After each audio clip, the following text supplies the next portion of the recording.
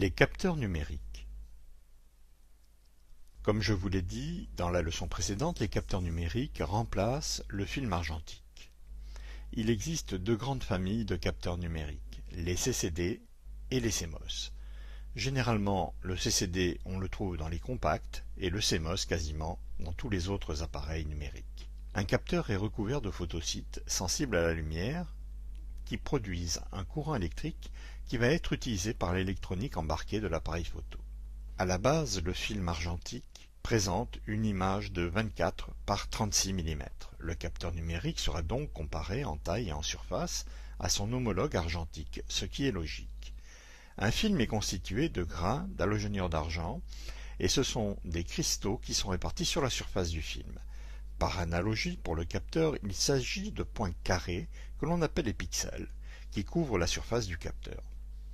Encore une fois, ce n'est pas une formation technique que je vous propose, mais juste ce qu'il vous faut savoir pour ne pas s'en laisser compter. Donc, le cadre bleu que vous voyez ici représente la surface d'un 24-36, que ce soit un film argentique ou que ce soit un capteur numérique 24-36 que l'on appelle couramment un full frame. En noir, tout autour de ce capteur bleu, il existe des capteurs plus grands encore que 24-36. Ce sont des capteurs que l'on appelle moyen format et qui sont réservés uniquement aux professionnels de l'image, à cause d'une question de prix, de coût de l'équipement.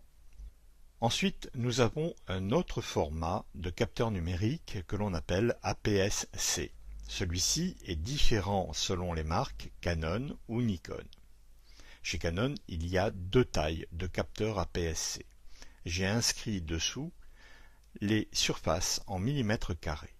Autour des capteurs APS-C, il y a tracé le capteur 24-36 pour que vous ayez une comparaison visuelle immédiate.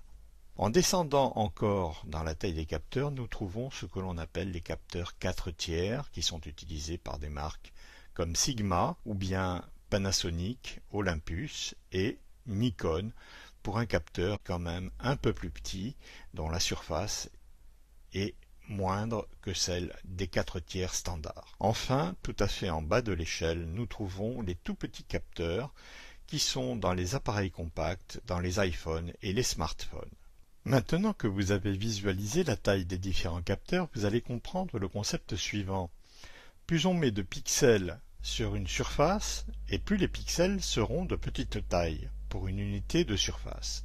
Par exemple, si je prends le capteur le plus petit, qui se trouve ici en bleu, si je place 12 millions de pixels sur ce capteur, eh bien, vous comprendrez que si je place les mêmes 12 millions de pixels sur le full frame 24 par 36, eh bien, la taille des pixels sera bien plus grande sur le 24-36 qu'ils ne seront sur le tout petit capteur de 2 tiers de pouce. Ce qu'il faut retenir à la fin de cette leçon sur les capteurs numériques.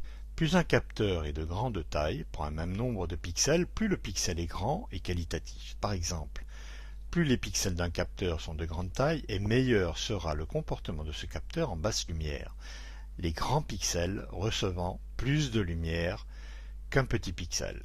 Enfin, malgré toutes les idées reçues que l'on pourrait vous donner autour de vous, sachez qu'un capteur de 12 millions de pixels de qualité est suffisant pour effectuer un tirage papier de 30 par 40 cm.